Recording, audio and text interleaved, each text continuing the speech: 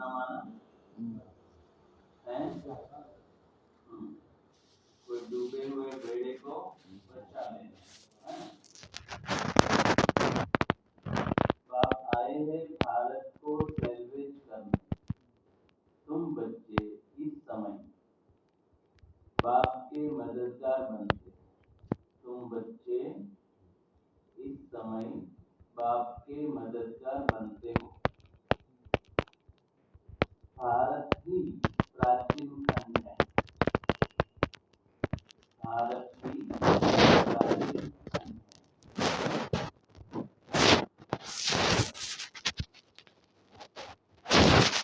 प्रश्न है, ऊंची मंजिल में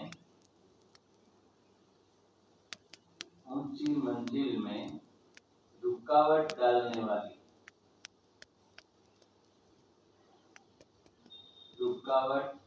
वाली छोटी छोटी बातें कौन सी? छोटी छोटी बातें कौन सी?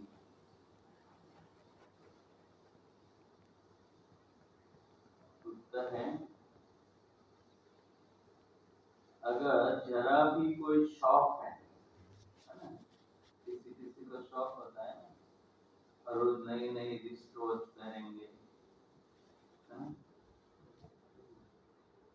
तो उस पर बाबा बोलते हैं, अगर जरा भी कोई शौक है, अनासक्त वृत्ति नहीं है,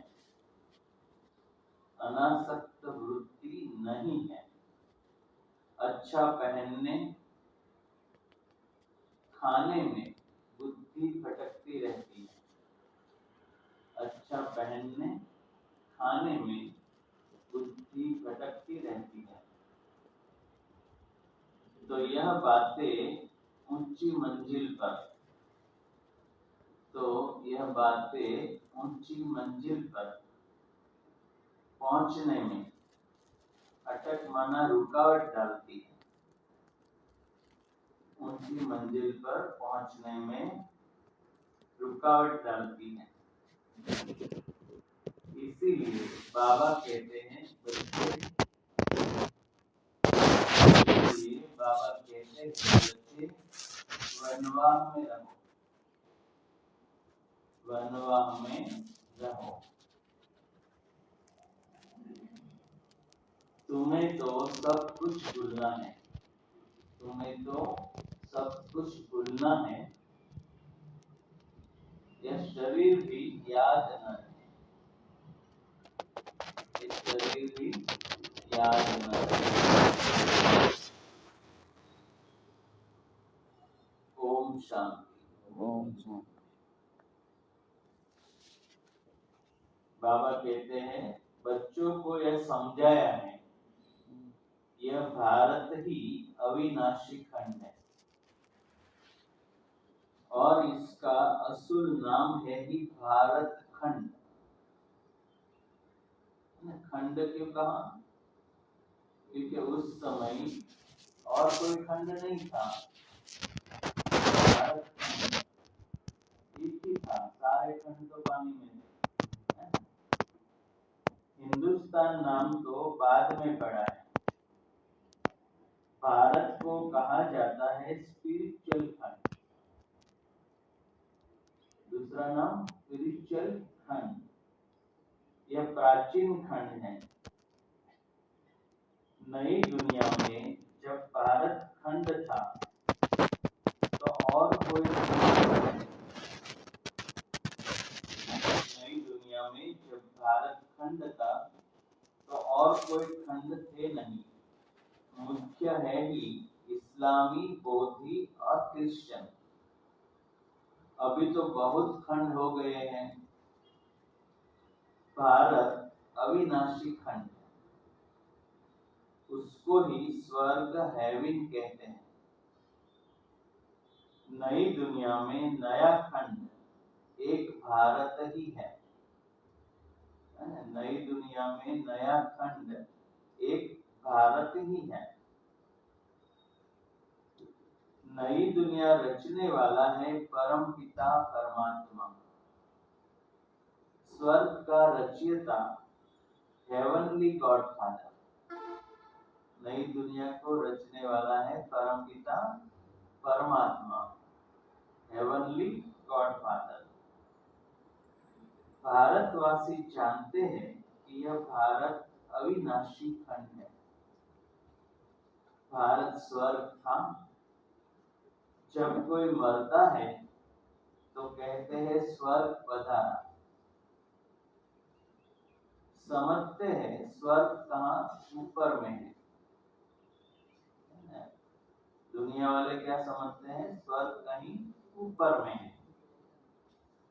देलवाड़ा मंदिर में भी वैकुंठ के चित्र छत पे दिखाए हैं।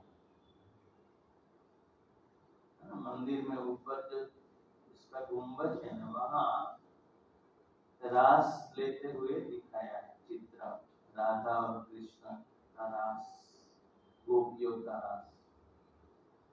यह किसी की बुद्धि में नहीं आता कि भारत ही हेवन था। अब नहीं है, अभी तो हेल है, माना नर्क है। तो यह भी अज्ञान ठहरा। ज्ञान और अज्ञान दो चीजें होती हैं। ज्ञान को कहा जाता है दिन, अज्ञान को रात। घोर सोजरा और घोर अंधियारा कहा जाता है। घोर सोजरा और घोर अंधियारा कहा जाता है। सोजरा माना राइस, अंधियारा माना फॉल, नीचे आना। मनुष्य सूर्य का फॉल देखने के लिए सनसेट पर जाते हैं।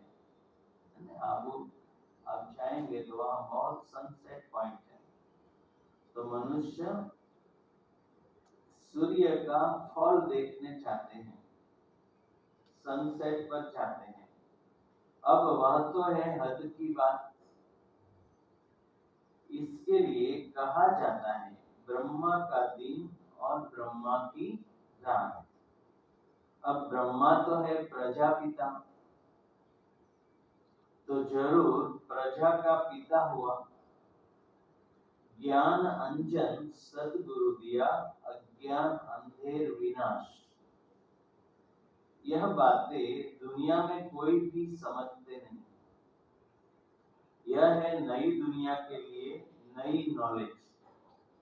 जो अभी हम सुन रहे हैं वो क्या है, नई दुनिया के लिए नई नॉलेज। हेवन के लिए हेवनली गॉड फादर की नॉलेज चाहिए। गाते भी हैं फादर इज नॉलेजफुल, तो टीचर हो गया। फादर नॉलेजफुल है तो टीचर हो गया। फादर को ही कहा जाता है पतित पावन, और कोई को पतित पावन कह नहीं सकते। श्री कृष्ण को भी नहीं कह सकते।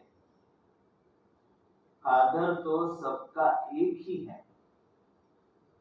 श्री कृष्ण तो सबका फादर है नहीं। वह तो जब बड़ा हो, शादी करे, तब एक दो बच्चे का बाप बनेगा। राधे कृष्ण को प्रिंस प्रिंसेस कहा जाता है। कभी स्वयंवर भी हुआ होगा। शादी के बाद भी माँ बाप बन सकते हैं।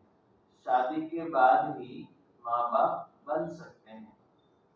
उनको कभी कोई वर्ल्ड गॉड फादर नहीं कह सकते हैं। श्री कृष्ण की शादी होने के बाद उनको एक दो बच्चे हो सकते हैं, लेकिन उनको कोई वर्ल्ड गॉड फादर नहीं कह सकते हैं। वर्ल्ड गॉड फादर सिर्फ एक निराकार बाप को कहा जाता है। ग्रेट ग्रेट ग्रैंडफादर शिव बाबा को नहीं कह सकते। समझ में आया? क्योंकि वो जिस्मानी बाप नहीं है, ये तो निराकारी आत्माओं का बाप है शिव। इसलिए वो वर्ल्ड फादर है। लेकिन ग्रेट ग्रेट ग्रैंडफादर शिव बाबा को नहीं कह सकते, तो किसको कह सकते हैं? ब्रह्मा बाबा। ग्रेट ग्रेट ग्रैंडफादर है प्रजापिता ब्रह्मा, उनसे बिरादरी निकलती है ना वंश। वह इनकॉर्पोरियल गॉड फादर, वो निराकार गॉड फादर, निराकार आत्माओं का बाप है। निराकारी आत्माएं जब यहाँ शरीर में है तब भक्ति मार्ग में पुकारती हैं, यह सब तुम नई बातें सुनते हो। यथार्थ रीति कोई भी शास्त्र में भी नहीं है। ये बातें यथार्थ रूप से कोई शास्त्र में नहीं है। बाप कहते हैं मैं सन्मुख बैठ तुम बच्चों को समझाता, फिर यह ज्ञान सारा गुम हो जाता है। शास्त्रों में ज्ञान है लेकिन सब इकट्ठा कर दिया है, मिक्स कर दिया है, तो किसी की बुद्धि में बैठता नहीं है। गायत्री परिवार में भी आप गायत्री विज्ञान को पढ़ेंगे ना तो उसमें लिखा है पर ब्रह्म की इच्छा होने से ब्रह्मा विष्णु शंकर की रचना की है ना। तो ये बराबर है, इतना बराबर है। फिर क्या कह देते हैं भगवान सर्वव्यापी। तो ये कैसे हो सकता है? एक है रचयिता, उनकी रचना है ब्रह्मा विष्णु शंकर, फिर वो सर्वव्यापी कैसे हो सकता है? एक और हम बोलते हैं ब्रह्मा देवताय नमः, विष्णु देवताय नमः, शंकर देवताय नमः और शिव परमात्माय नमः। बोलते हैं शिव परमात्माय नमः, फिर शिव और शंकर को एक कर देते हैं। ये सारी बातें शास्त्रों में कहीं कहीं है सत्य, लेकिन समझने में सभी ने गड़बड़ कर दिया, अंदर अंदर मिक्स कर दिया। फिर यह ज्ञान सारा गुम हो जाता है। फिर जब बाप आए तब आकर यथार्थ ज्ञान सुनाए, बच्चों को ही सन्मुख समझा कर वर्षा देते हैं। बाप है तो बच्चों को ही वर्षा देगा। फिर बाद में शास्त्र बनते हैं। शास्त्र कब से बनते हैं? द्वापर युग से। यथार्थ तो बन न सके,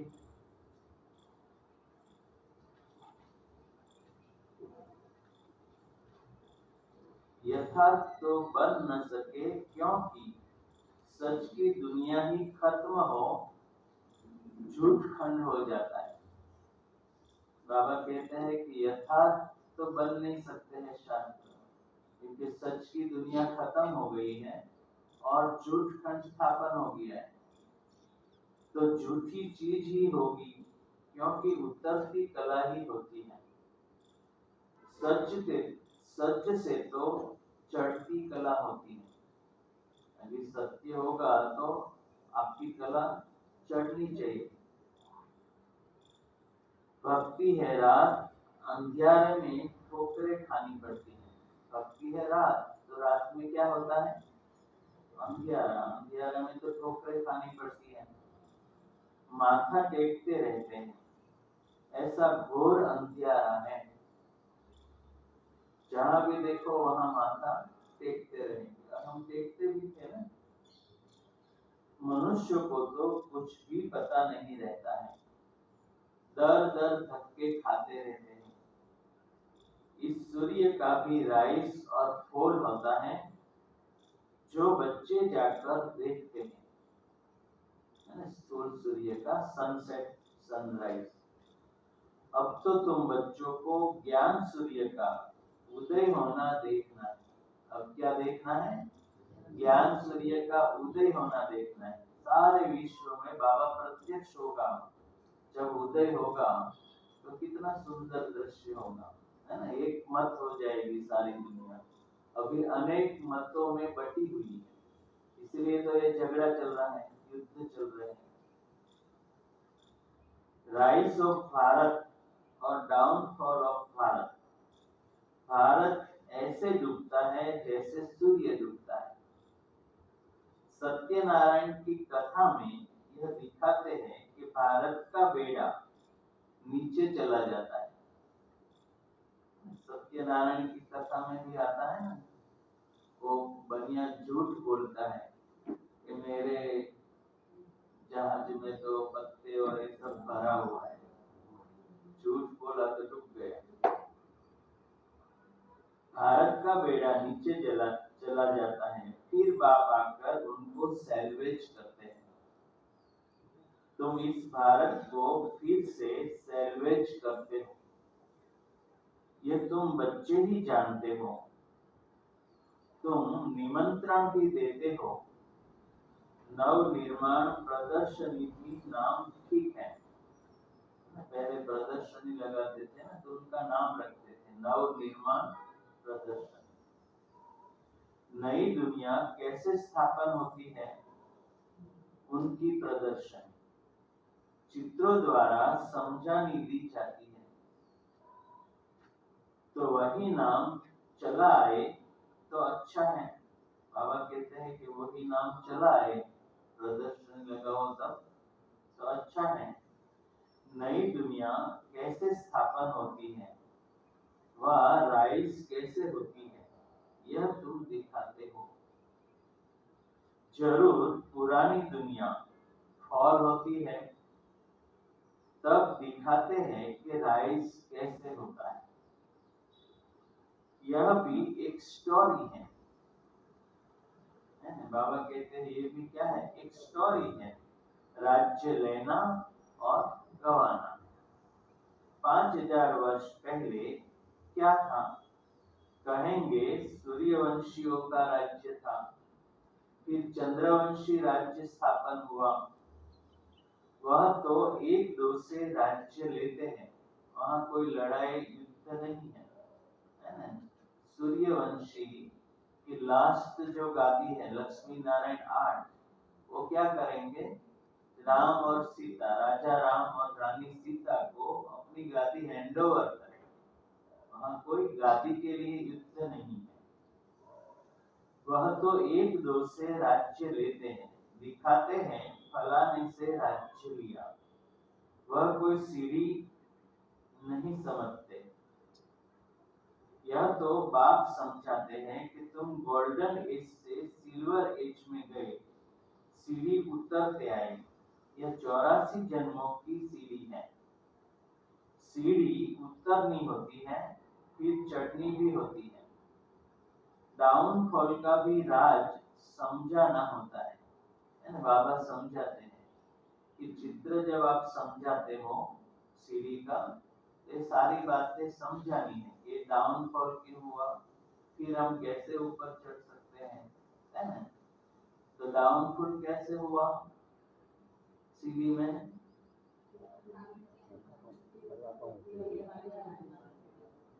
है ना। जैसे जैसे हम जन्म लेते जाते हैं, तो पहले सतयुग में कितनी कला है, 16, फिर त्रेता में, तो उसका मतलब क्या हुआ, हमारी पवित्रता की शक्ति जो 100% थी, वो जैसे जैसे हम जन्म लेते हैं तो हमारी पवित्रता की शक्ति कम होती है। एक जन्म भी हम नीचे आए तो हमारी प्योरिटी कम हुई, परसेंटेज में, पॉइंट में होगा। तो 16 में से 14 हो गया 8 कला के बाद, और फिर 1250 साल में 14 में से जब द्वापर में आते हैं तो और 8 माना और 6 कला कम होगी। माना जैसे जैसे हमारी प्योरिटी की शक्ति कम होती जाती है, ऐसे ऐसे हम सीढ़ी नीचे उतरते जाते हैं, हमारा डाउनफॉल हो जाता है। बाबा कहते हैं अब फिर से सीढ़ी चढ़नी है, तो क्या करना पड़ेगा, वही शक्ति, पवित्रता की शक्ति हमें फिर से अपने आप में धारण करनी पड़ेगी। जब हमारी शक्ति उस लेवल तक आएगी, तब बाबा कहते हैं कि तुम्हें ये अनुभव होगा, है ना। अभी तो हमारी द्वापर तक भी नहीं आए, हमें द्वापर से त्रेता तक जाना है, त्रेता से फिर सतयुग तक जाना है, तो ये पुरुषार्थ करना पड़ेगा। यह 84 जन्मों की सीढ़ी है, सीढ़ी उतरनी होती है फिर चढ़नी भी होती है, डाउनफॉल का भी राज समझाना होता है। भारत का डाउनफॉल कितना समय, राज राइज कितना समय, है ना, 2500 वर्ष डाउनफॉल, 2500 वर्ष राइज।